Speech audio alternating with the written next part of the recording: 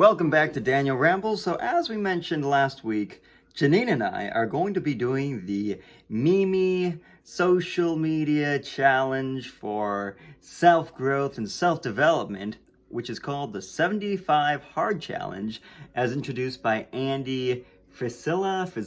I still don't know. I still don't know. Meanie? Is that his name? Andy Meanie? You said Mimi. I don't know. Mimi, like a meme that you see on the internet. I've Now, heard it referred to as sleep. the fun thing about this challenge is it's nothing that I would traditionally recommend. It is absolutely setting you and anyone else that does it up for failure based on anything that has to do with research and building habits that are healthy and not getting injured.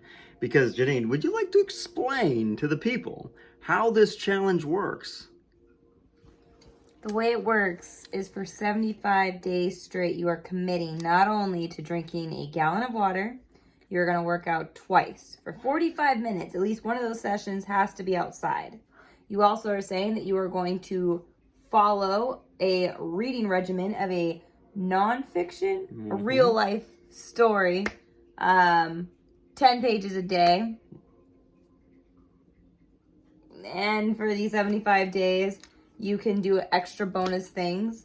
For me and Daniel, we're going to be following different dietary regimens and making sure that we are consistent and committed to getting 8 hours of sleep. Excuse me.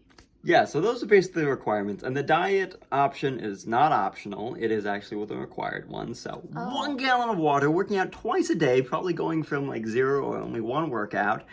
Reading 10 pages of a nonfiction book, probably a self-help book, like maybe The Four Agreements or Never Split the Difference. I don't read The Dream Giver, but apparently that's not. We ordered it from the library, so you can if you'd like.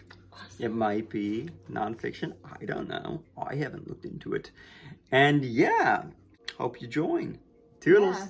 Even if you don't think you want to.